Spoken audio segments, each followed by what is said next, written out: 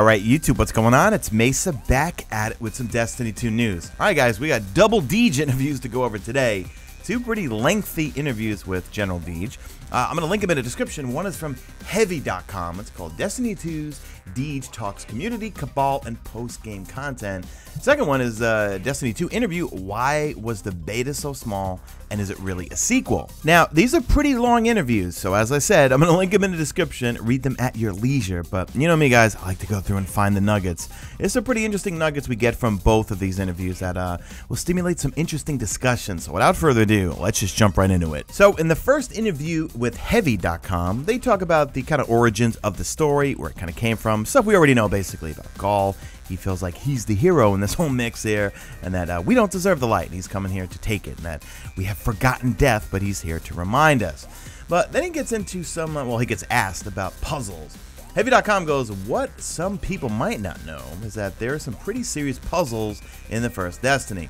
Are you looking to integrate those more into core game, or are those strictly for the raids and side quests? Now, Deej's answer, I definitely want to talk about this and get your opinions and thoughts in the comments. Deej goes, solving riddles, working together to solve puzzles is definitely an aspect of the Destiny player experience. One of the things we wanted to do is make raids more accessible. There are plenty of people in our community who have never played a raid. So to suddenly take all those things out of the raids and scatter them across the entire landscape of the game would probably create a barrier for certain people to even finish the game and not understand Destiny. And when we get to one of the other answers, Deej almost lets out one of the secrets of the raids, okay? But anyway, continuing with his answer. So what we want to do is bring more people into the raids. So that's what guided games are all about. To take the landscape of the clan system and make it more accessible by the solo player who can go through a directory of clans that would be willing to take them on as a reinforcement and guide them through the complexity of the raid. So before I go through the rest of his answer in this one, because he does talk some more about it, I just want to stop at the raids for a second there. So since early interviews, they're really pushing heavy the guided games and really pushing people to join clans. Now, obviously, they've said it numerous times, kind of like the way Destiny is right now with Age of Triumph. You know, you could reach max light level and quote-unquote endgame content. Well, not really, because you're not doing the raids, but you can get to 400 by yourself, right? But the real experience is going to be obviously doing the raids. You know, let me know in the comment section, do you guys think the raid's going to be complex? I'm thinking it's going to be really complex. If we think about it, Luke Smith, Vault of Glass, Luke Smith, King's Fall, both are pretty much the most complex raids that we've dealt with before. You know, Crota's fairly simple, even though Crota's one of my favorite raids. Wrath of the Machine, pretty straightforward. That's also one of my favorite raids, but I do love how long and complex the Vault of Glass is. King's Fall, I get a little burnt on Oryx, but the raid as a whole is pretty long and complex and makes for a good experience for 6 people to go through for a lengthy period of time. Now keep in mind, we did see in previous videos, screenshots, all sorts of stuff, that the guided games and matching up with the Seekers or the guides, it's not going to be for heroic versions, which I think makes sense. You know, I don't think you want to go into the heroic version of the raid with someone that's brand new. The guided game is going to be to meet people more than anything else. I mean, when the raid comes out, it's probably going to be the normal version. I'm hoping and imagining they're going to do the same thing with Destiny 1, which is have the regular raid, then have the heroic version, and then have the challenge mode, which does make sense, because if you think about it, I don't think you'd want to be a guide or seeker in the heroic versions. Things get very lengthy, and you're there for a long time. Doesn't make for a good experience. You know what? Give the guided games to the non-heroic versions, meet people, get through it, learn the basic mechanics. Then if you guys click, then you go on to do the heroic version. Then continuing with Deej's answer, he goes, we're doing something interesting with public events that would have a heroic modifier to it. So you're playing a public event with a bunch of people you've never met before, and the more you engage, the more you double down on that public event, the more complex it might become, and the better the rewards will become. He goes, I don't think we would want to take something as enjoyable as a campaign mission and all of a sudden have it be a whittler or a puzzler. So back to the public events thing. Now it's going to be interesting trying to figure out how to trigger the heroic version.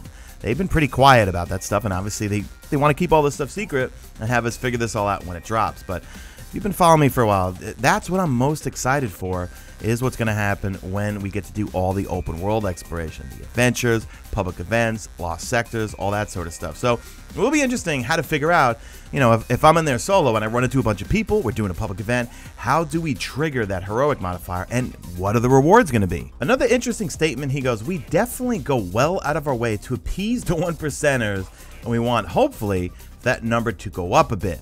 there are many people who play Destiny who never experience what many regard to as the finest content. Now, I always try to defend and speak for the casual players, and that's why, like when people yell at me, like, why do you do Xur videos? Xur sucks every week. Well, Xur is not there for us, the people that play too much. Xur is there for the people who can't play that much, spend a few hours a week, maybe a day, maybe 1 hour a day, or not even that. Babbling, but you know what I'm saying, and they want to get an exotic, and you know what, that's what Xur's purpose. Xur is not for us who play just a ton, you know what I mean? But it is interesting with that statement that they're going out of their way to appease the 1%ers. How are they going to do that? I'm real curious, because in my opinion, the 1%ers complain the most. Next up, Deej talks about, well, being in a clan. They're really pushing the clan thing, and that's why they're offering a reward system if you are part of a clan. We did see on one of the screens in the earlier reveal videos that if you're part of a clan, there is a progression system within your clan. Now, I'm speculating here because Deej even says, I'll let it to the social designers to break that to you in the game, but I'm imagining that there's going to be like a PvE and PvP component, right? Let's say for me, like I'm part of Rezo, right? And a lot of the Rezo dudes who are big streamers, they're PvP beasts, and that's primarily probably what they're going to be playing. At the flip side to that coin is I like PvP, but I'm way more of a PvEer. So kind of like the PvPers in my clan will reap the rewards for what I'm doing in PvE and doing raids and patrols and public events and all sorts of stuff. And then I'll also get some benefits if I'm not playing PvP as much as those guys. I don't know. It'd be really interesting to see how it all plays out with regards to rewards if you're being part of a clan. But if you're not in a clan, definitely consider joining one. It's, you know, Destiny 2 is best, or at least the vibe I'm getting, is it will be best experience if you're part of a clan, have friends, have people to play with. I've always said, well, they really made it apparent with the Age of Triumph. You know, everyone, my Destiny PS4 Facebook community blew up to almost 50,000 members because they joined to look for other people to do the raids with. So consider joining a clan when Destiny 2 drops, or start looking for one now if you're not part of one. And one of the great things about Destiny 2 is all of it's going to be accessed within the game. Deej goes on to say, you know, we used to give people free real estate in our community, on our website, in the Destiny Companion. Somebody who wants to become a digital warlord could go in and say, hey, I'm starting my clan. I'm inviting people to come in. Now that experience can exist away from the second screen, and they can, inside the game, facilitate that recruitment. And he goes on to clarify, how do we find people to join our clan? He goes, if you just put yourself in the guided games directory, they will come right to you. You will get to give them a test drive in the raid, and if you like them, send them a clan invite right there. So me personally, I like that everything's going to be done in-game. In fact, I'm curious, what's the Destiny Companion app going to be like? I don't know. Let me know what you guys think it's going to be in the comment section. Will it be just for moving gear around and stuff like that, or looking at your progression? I'm hoping, you know, look, I like the fact that all of it's being put in-game. It just makes it way easier, especially for folks who are looking to find a clan or looking for people to do the raid with. All right, now we got some interesting stuff here. So Heavy asks him, when it comes to bosses, is Destiny 2 looking to introduce more unique mechanics that are tied to those specific strikes? Deej says, strike bosses are certainly more elaborate than like a campaign mini boss, and you know, raid bosses are the ultimate enemies. Figuring these things out while you play is really the essential experience in playing Destiny. Sometimes brute strength is required, sometimes an interesting combination of, and then he catches himself and goes, oh boy, I almost spoiled something. Now we get some specifics as to what happens actually after you finish the campaign. Deej goes, beyond the campaign, once the last cinematic plays out, I think you're going to find a lot more variety. When you're in the destination, you open up the map, and the map will be littered with all these different things you can do. You can go on adventures that will tell you more about those destinations and the characters that you will discover in those places. You're used to walking up to a character in the tower or in a social space like the Reef or Fellwinter Peak, but you'll actually walk up to characters in destinations and interact with them. Now, you know what? I was saying that from like year one. I was saying, how cool would it be if you're out in destinations and that's where the NPCs are? Now, I wouldn't put it past him to throw Xur out there somewhere in one of the destinations. We got to find him every Friday. And no, we don't have confirmation that Xur's coming back, but I can't see why he won't. Now remember, I covered this in previous videos. When you go on those adventures, when you saw the IGN footage, the reward for one of the adventures showed that little unlock token to unlock these certain things in your subclasses. So keep in mind, when you finish a story, that's going to be the first thing you're probably going to want to do, or at least I'm going to want to do, is go on those adventures so I can get those unlock tokens to open up my subclasses. Now this next answer here to one of the questions does kind of seem like the adventures in Lost Sectors might be considered endgame content. To quote Deej, he goes, so they will put on this map different things like adventures or lost sectors. there are more things to experience as part of the endgame aside from the raids, aside from the Nightfall, and Crucible endgame activities. There are things you can do in the world to expand your understanding of those places or get rewards. Public events that you can see on the map, you'll know when they begin, instead of people literally wandering around the world of Destiny hoping a public event would start. But he really drives home the fact that everything is going to be in-game. Hence why I'm happy that there's no more Grimoire cards. Let me know in the comment section, how do you feel about that? For me, I never went to the Grimoire cards to learn about the story. I want to experience it in-game. He goes, you're going to learn more about the story in the game. You're going to understand when the public events start in the game. You're going to be able to interact with other players and manage your clan in-game. And what we want to do is immerse people's minds in the world of the game and not force them to leave to make the experience complete. He continues with, I think you're going to find, even independent of the raid, there's a far greater variety of things to do to enjoy your Guardian lifestyle after the final cutscene is played out. And of course, he's asked at the end, will you go on record and confirm that the Warlock is the best class? And he says, yes. Okay, good.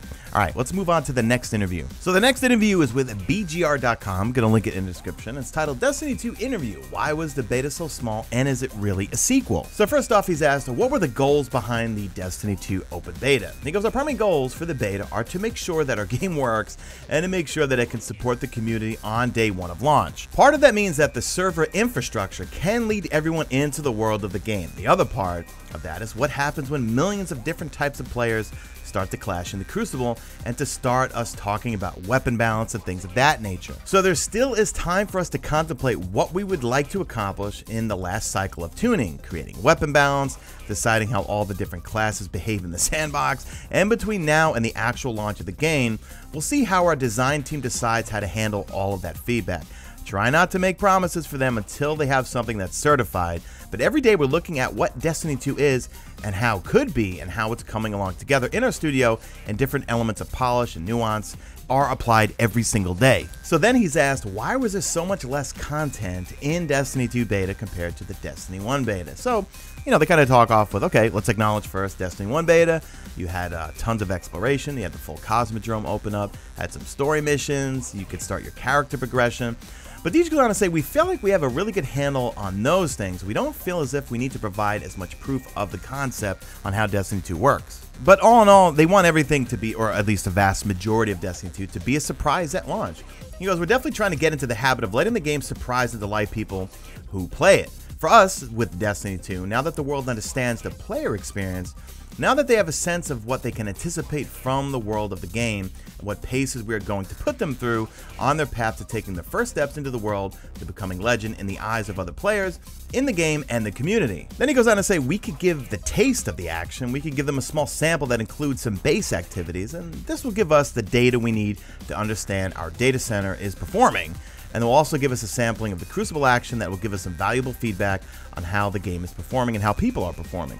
But before we saw everything from the Cryptarch to Iron Banner, we just feel like we didn't need to test as many things this time around. So all in all, if you read the article, it seems like this really was just a test. It wasn't really there to sell new people, or perhaps people that might have tapped out. I'm pretty sure they're confident in terms of their player numbers, or people who pre-order the game. Remember, we don't have access to those numbers, but for the most part, the whole beta was a test really to see how it would perform, find out mistakes, sandbox, balancing, all that sort of stuff. Not necessarily to either sell people who have never played the franchise.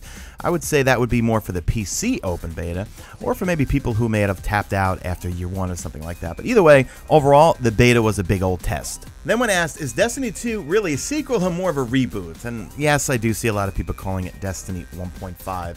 But he goes, we see this as a sequel. We see this as a reset of the world that people know and have inhabited for a long time.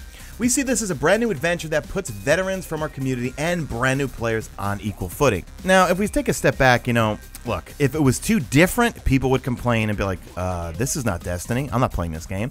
And now that it does have a Destiny feel, but looks and sounds more polished in my opinion, people are still complaining. So guys, look, if they made it too different, we'd be complaining it's not Destiny, and I think that would turn more people off. But the fact that it does still feel like Destiny, even though it looks different, things are upgraded, it's more polished, to me it looks and sounds way better than Destiny 1, I'm pretty happy with that. Deej continues with that players will be able to embark on this new journey taking the same steps together, meaning brand new players or veterans.